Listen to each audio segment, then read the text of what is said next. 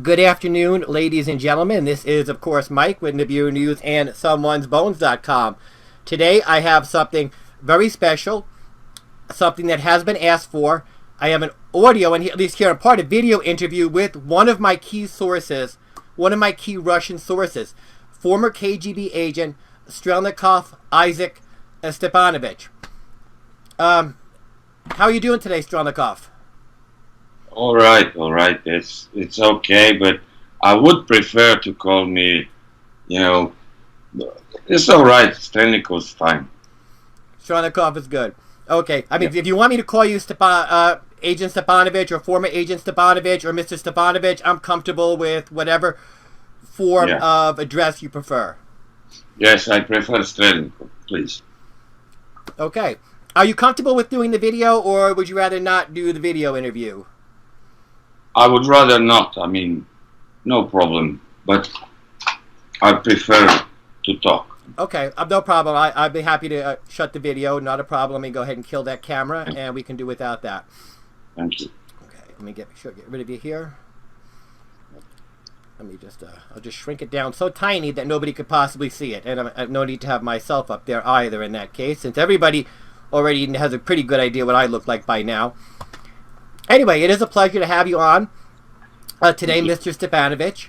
First, I'd like to thank you for agreeing to do an audio interview, part video, I guess. The listening audience knows that I've written countless articles based on information you've provided exclusively to me. I know you are a wealth of knowledge, but today I'd like to focus on a single topic: Vladimir Putin's war against an extraterrestrial race called the Anunnaki.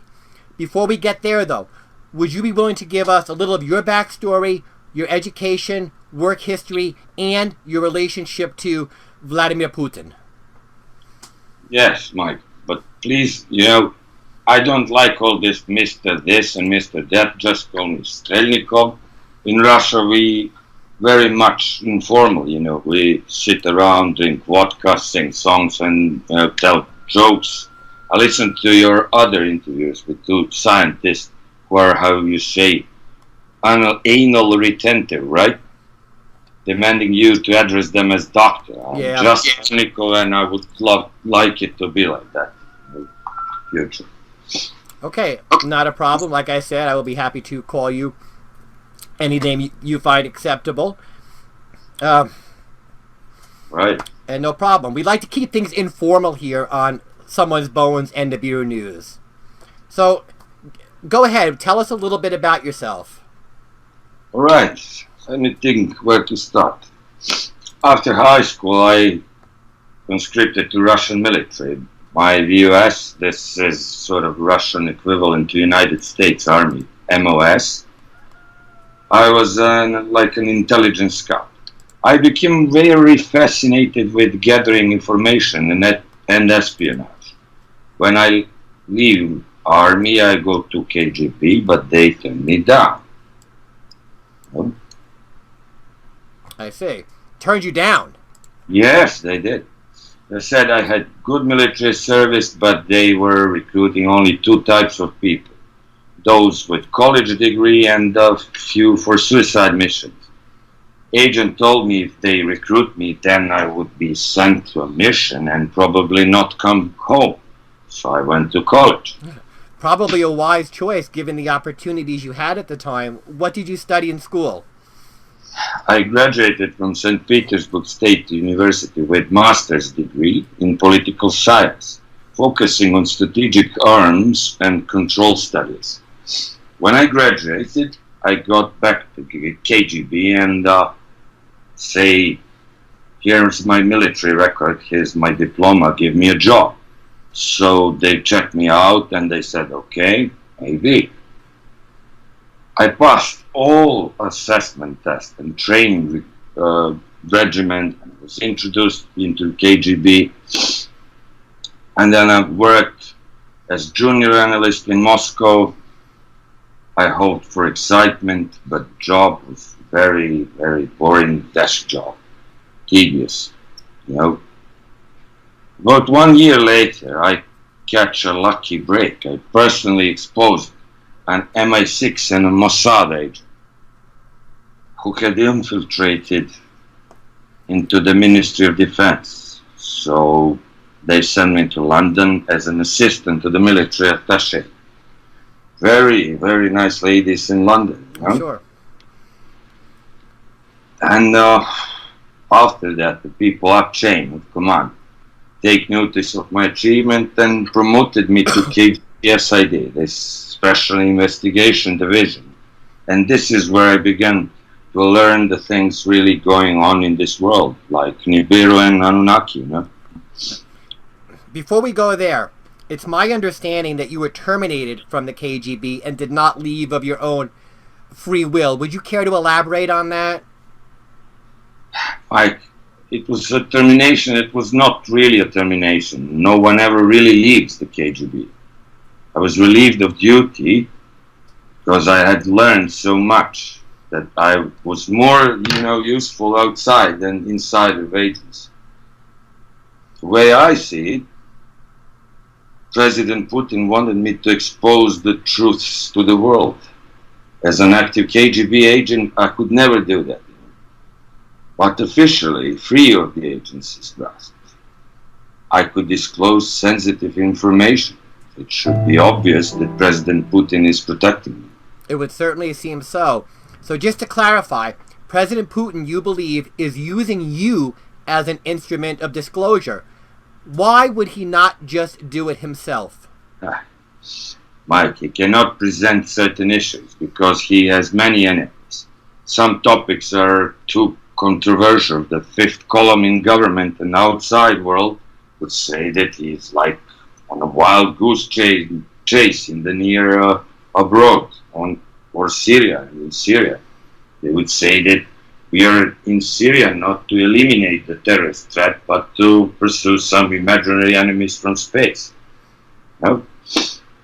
Then the Washington Post would say that President Putin has caught some contagious mental illness or disease when President Trump sneezed. Then Moscow Times and the other Russian pro-NATO liberal papers would all scream out, "It's a contagion. Putin has gone mad like Trump."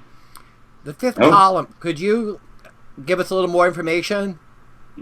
Look, some hopeful politicians and journalists and businessmen also are working for the West and would not miss the opportunity.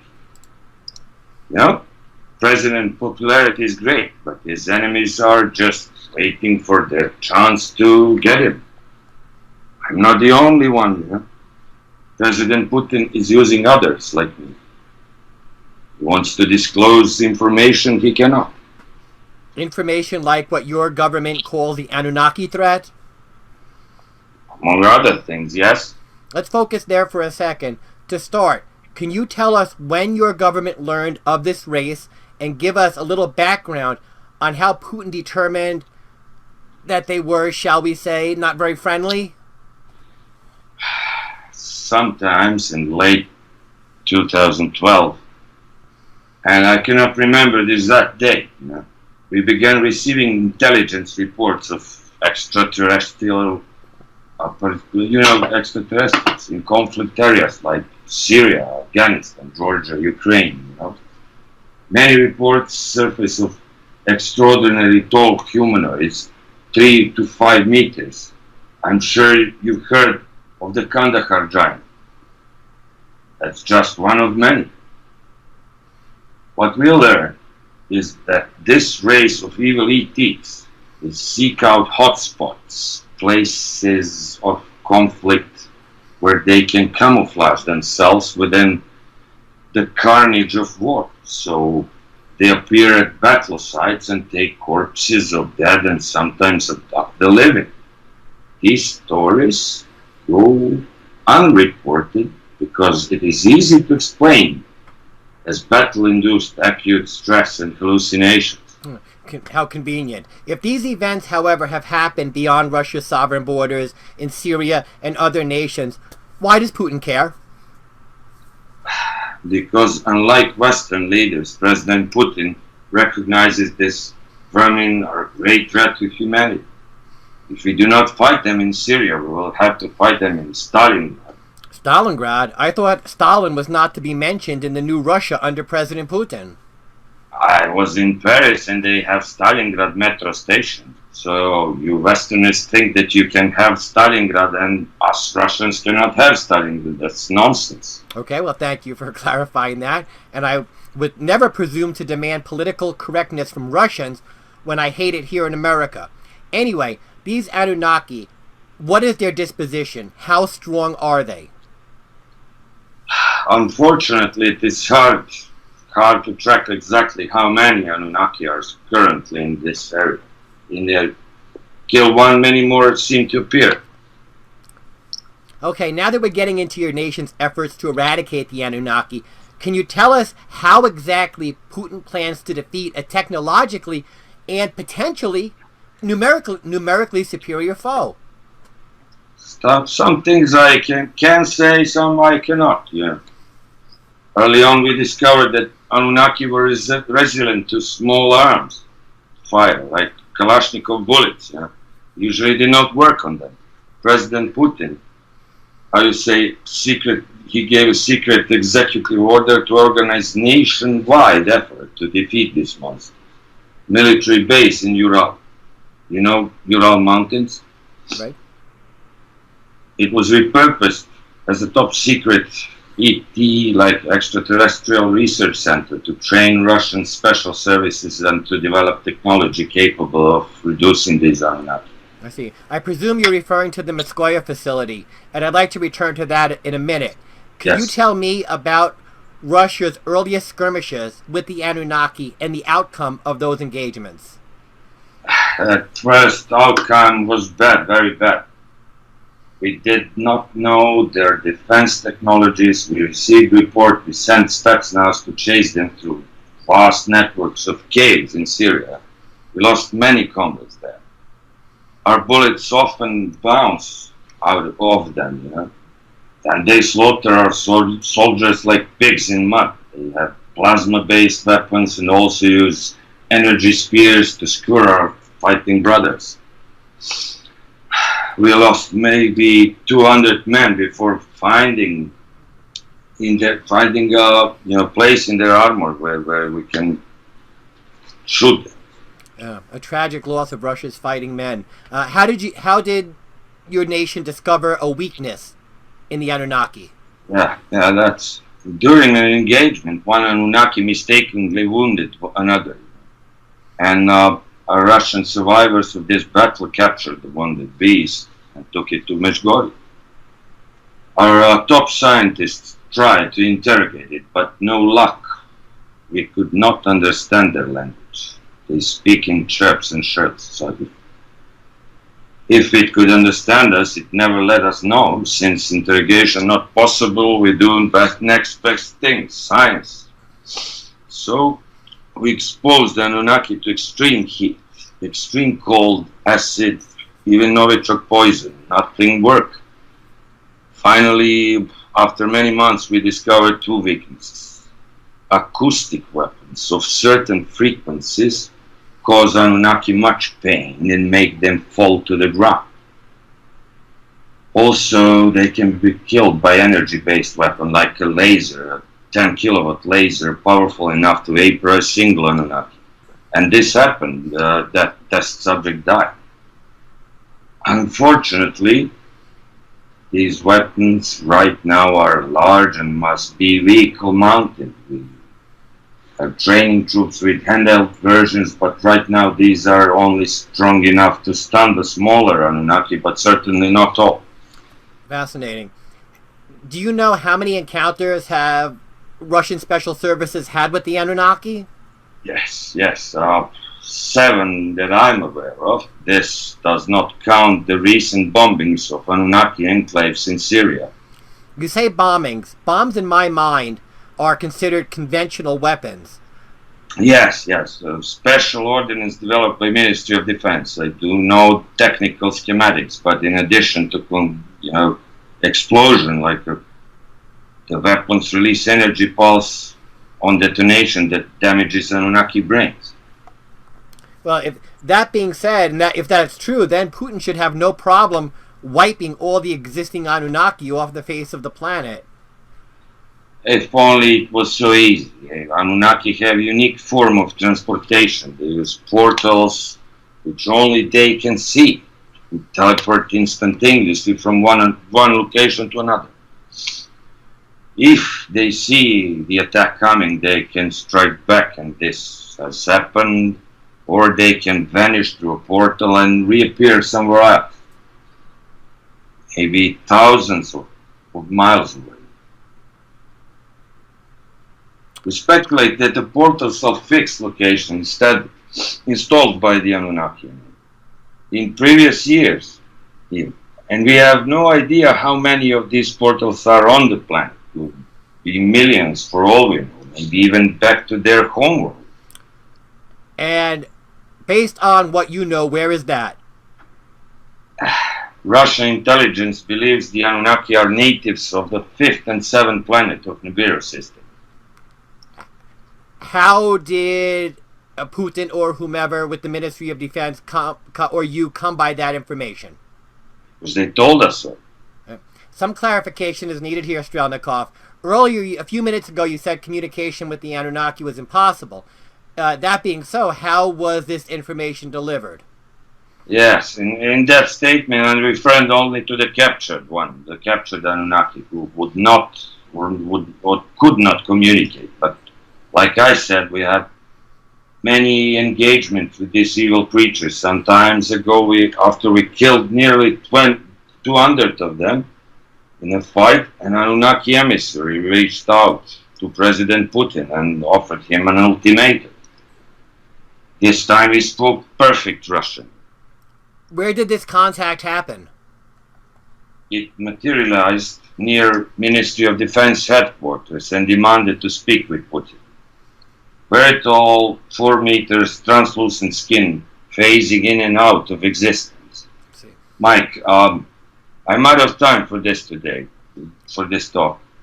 No problem, Strelnikov. You do not know how grateful I am to you for sharing with us this incredibly important story.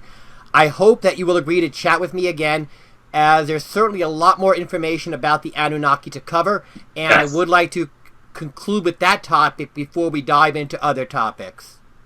All right, Mike. I will be in touch with you. All right. Well, thank you very much, Strelnikov. You have a good afternoon. Thank you. Good afternoon, ladies and gentlemen. This is, of course, Michael with Nibiru News and Someone'sBones.com. Approximately 1 month ago, I did an interview with former KGB agent Strelnikov Isaac Stepanovich discussing Russia's interactions with a hostile race of extraterrestrials known as the Anunnaki, and we began to talk about Putin's desire to rid the world, or at least his area of influence, of this alien pestilence.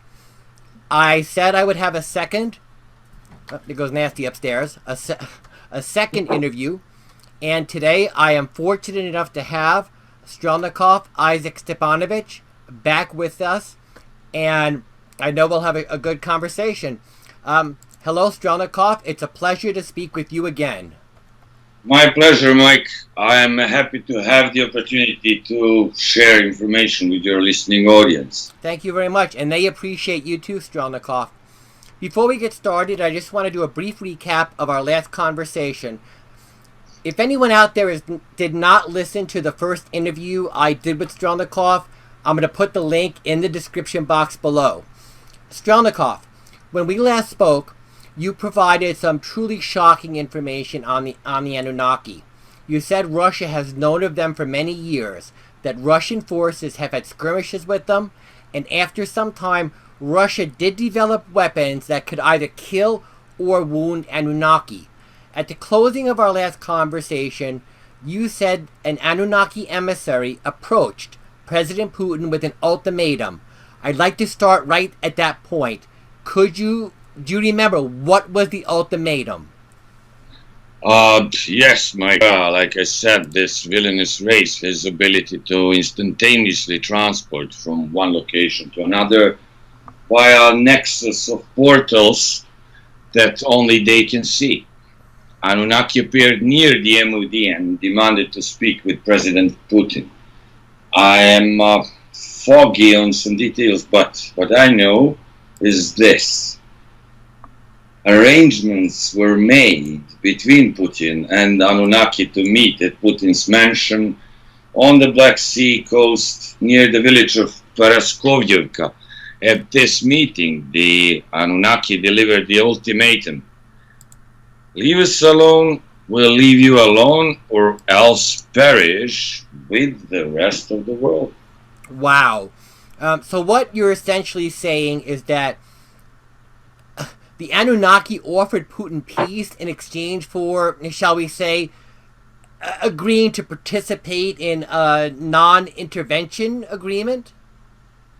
Something like that, but it's much more shocking. The Anunnaki told him that in exchange for not interfering with their plans, they would leave Russia alone and not even set foot on Russian soil without explicit permission. The Anunnaki also said they would tell Putin how to survive Nibiru passing through the solar system. On the other hand, if Putin refused to offer the Anunnaki said Russia would be the first to fall and its people would be enslaved and taken as food. Holy smokes. Assuming that to be true, it's hard to imagine why Putin declined such an, being facetious here, a generous offer. Wow. Why would Putin deny that? Because Mike Putin does not trust them. He may be an optimist, but he is not stupid. He figured that the Anunnaki would dishonor any agreement. These creatures are devilish and manipulative. So Putin told them to go away. We do not want you here. He told, leave the planet and never come back. You know what the Anunnaki told him? No, but I'm hoping you'll tell me. The Anunnaki said to Putin, Earth is our planet, not yours.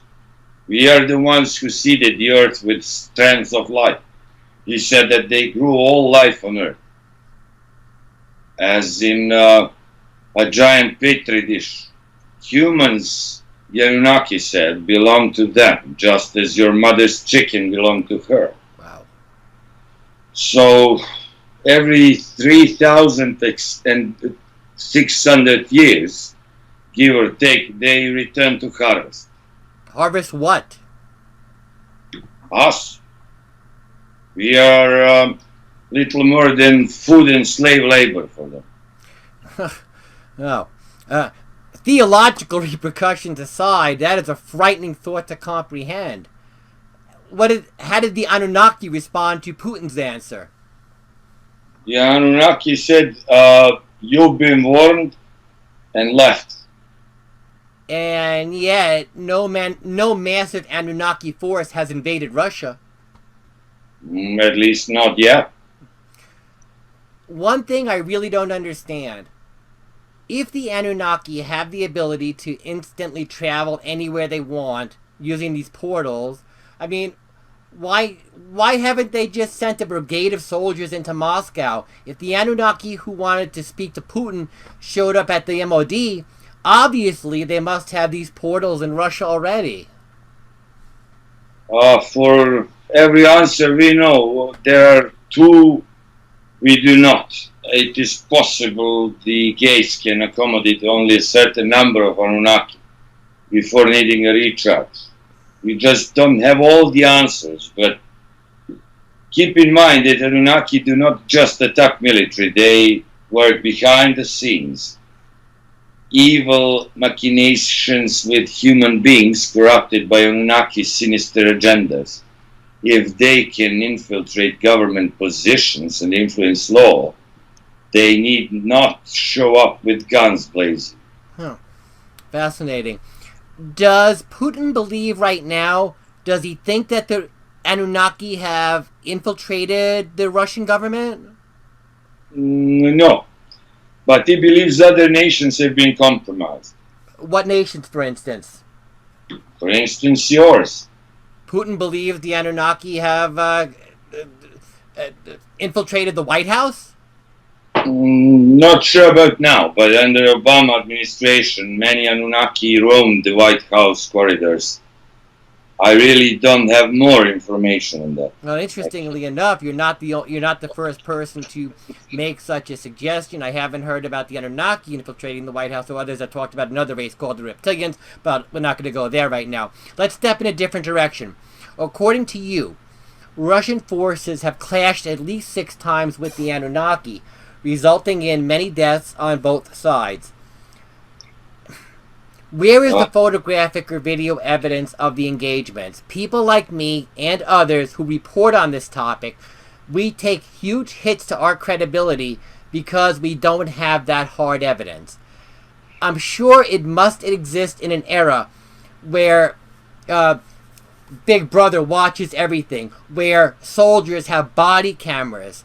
So there should be footage or pictures of these Anunnaki or Anunnaki corpses. What do you say to that? Yes, Mike, I realize this is a big problem.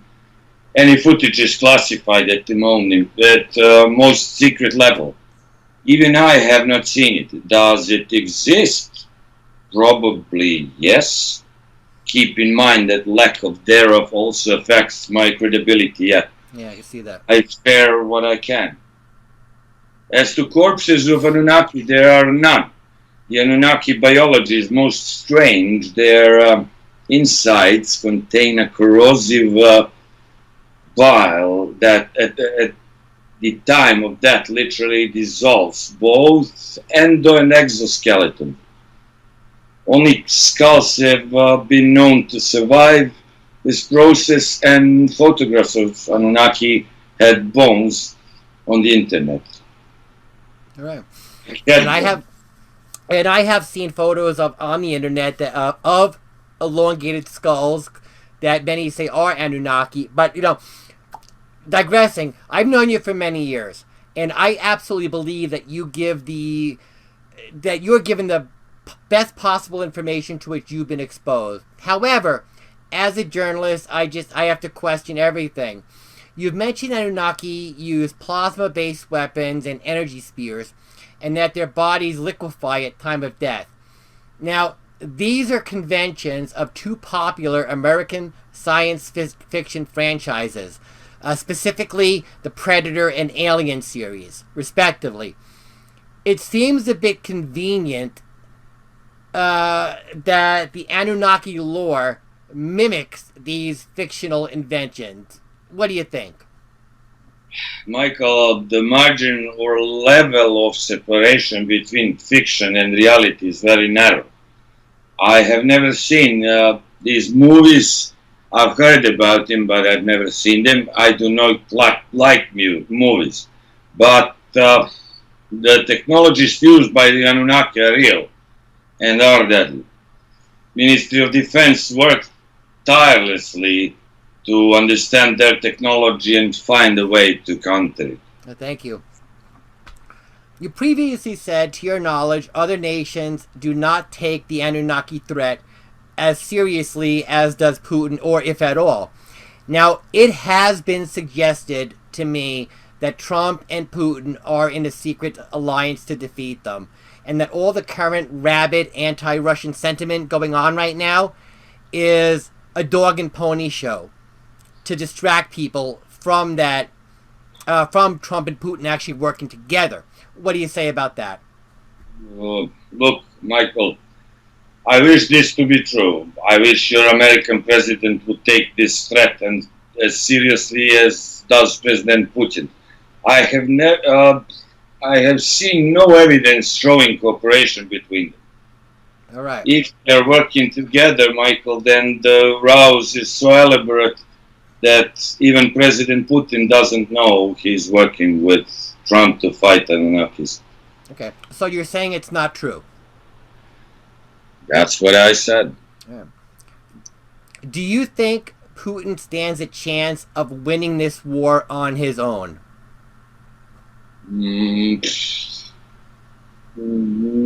I think, I don't know. What I think doesn't matter, Mike. Okay, then that's a no? I didn't say that. Please don't put words in my mouth. All right, fair enough. I want to make sure we get you accurately. Let's veer in a different direction. When it comes to the Anunnaki, they've been described looking in various different forms and configurations. Giants, 7 to 15 feet tall, tan skin, translucent skin. Some even say they shimmer in and out of existence, kind of almost incorporeal. Some say bipedal. I've heard reports of there being quadruped Anunnaki. Does your government have any idea why why these reports vary so widely? Yes, Mike. The Anunnaki breed with other races, and not just humans. The offspring are hybrid monsters inheriting traits from the male Anunnaki and the female of whatever species it impregnates. This accounts for the discrepancies. So, look, make no mistake, the Anunnaki genes are the dominant ones, and even half-breeds are deadly and dangerous and as much a threat to Earth as a full-blooded Anunnaki. Wow. So the Anunnaki males are breeding with females of other species. I assume the females are not willing participants. Correct. They are victims of the Anunnaki genetic experimentation process. Do you have you learned from your government how many races the Anunnaki might have mingled with? I know it's a question out there. This I do not know, but more than just humans. All right.